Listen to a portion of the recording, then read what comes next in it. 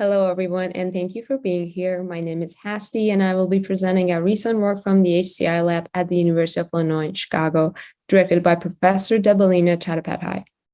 We have developed a model for seniors' technology learning preferences for mobile technologies. Before I dive in, please use this QR code to access our full paper, and if you have any questions, feel free to reach out. What motivated us to start this research was observing that seniors own more smartphones today than ever.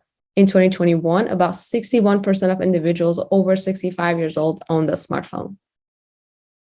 However, research shows that their actual use of these technologies is much more nuanced than that. Older adults lag behind their younger counterparts in the number of mobile apps they use or breadth, as well as the number of features per application that they can take advantage of, or depth. The question here is why? In order to answer that question, we looked at the theories that exist out there, and we found this model, the Senior Technology Acceptance and Adoption Model, or STEM for short. If we zoom in here a little bit, we can see that the actual use of a technology is predicted by facilitating conditions such as instruction manuals and support. This model is from 2008. However, more recent research shows that older adults are walking away from traditional learning methods, such as using instruction manuals, to other methods, such as asking their social network for help or engaging in trial and error. So how do older adults prefer to learn new mobile technology skills, and what kinds of support do they seek? How do learning preferences and support types play a role in mobile technology adoption and use? In order to answer these questions, we first looked through the literature and conducted a systematic review in the domains of learning, computing, older adults, and theoretical models. And here is a summary of what we have found.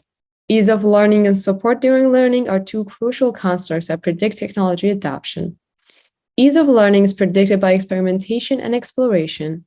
Experimentation and exploration follows from a positive intention to learn or use.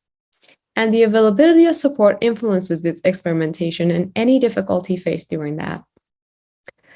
So intention to learn is influenced by the social environment, and the availability support is crucial to users' experimentation and exploration to learn the system. However, these models do not distinguish between different learning methods preferred during this experimentation phase, and thus they do not study the role of learning preferences in older adults' technology adoption and use. Support and its availability is represented as a monolith. For example, training manuals and encouragement from the social environment are all together in a single construct. But that does not lend to an understanding of different learning preferences, neither the social materiality of support, which is important given the distinction between how an instruction manual may be used versus a phone call where a family member is providing step-by-step instructions. So how do different learning preferences and methods interplay in mobile technology adoption and use? What factors predict learning preferences? And what are some common challenges in different preferences and how are they mitigated? We needed to dive deeper, and that is why we conducted interviews with older mobile users in 3 different countries, India, Iran, and USA, as well as some younger tutors helping their older relatives. Our older participants were at least 60 years old. They own and use a mobile device at least once a week. The questions were focused on their technology use and learning preferences. The younger tutors assisted at least one older adult at least once a week. We asked questions about who they supported and how, what materials they use in different social settings, remote and in person, how they participated in those social interactions, and what sort of tutoring strategies they took advantage of. Our findings were the following. The most preferred method of learning was by participating in an interaction with a more knowledgeable other. These individuals are called more knowledgeable others and can offer older adults distinct learning possibilities through talk and shared practices. Following Vygotsky's concept of the zone of proximal development, such participation in social interactions is where learning starts, is where older adults might be able to accomplish a task for the first time through this participation that they could yet not accomplish on their own. The preferred method of learning was not always perceived the easiest. Individuals might prefer something like Googling, or they might prefer to ask their kids even though they find Googling to be easier. We also found that the mobile device proficiency of older adults who prefer self-exploration was significantly more than social learning. However, a higher mobile device proficiency alone could not predict a preference towards self-exploration. The question here is, then what else is there? That is when we decided to look at our data through the lens of situated elderliness, which is a concept which aims to uncover situational aspects of environments, objects, and life changes that might affect an older adult's perception of the self, as elderly or not. That plus studying experience models resulted into an identity model for the older mobile users.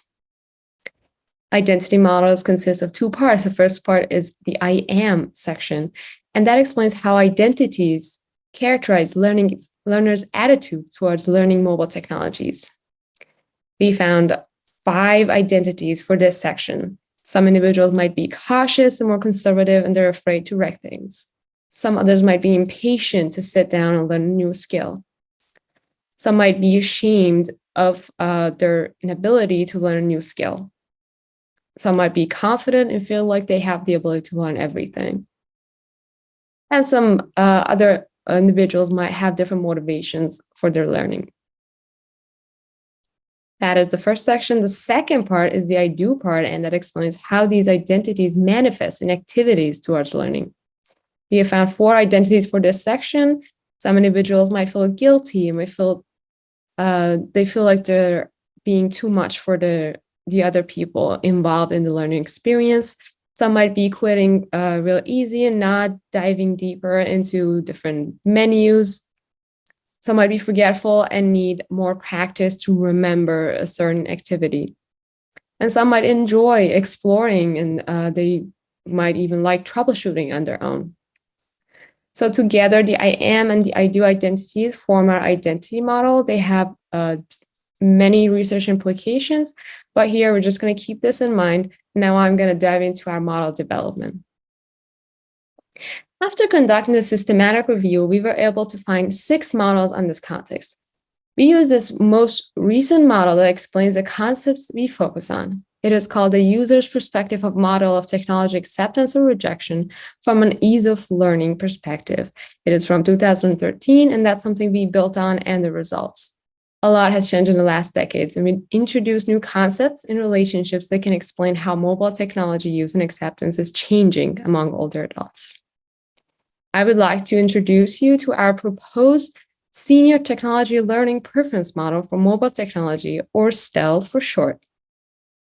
STELE describes how older adults form an intention to learn mobile technologies based on their perceptions, attitudes, and identities, which are from our identity model, that are formed in a social environment, which is then followed by a preferred learning method.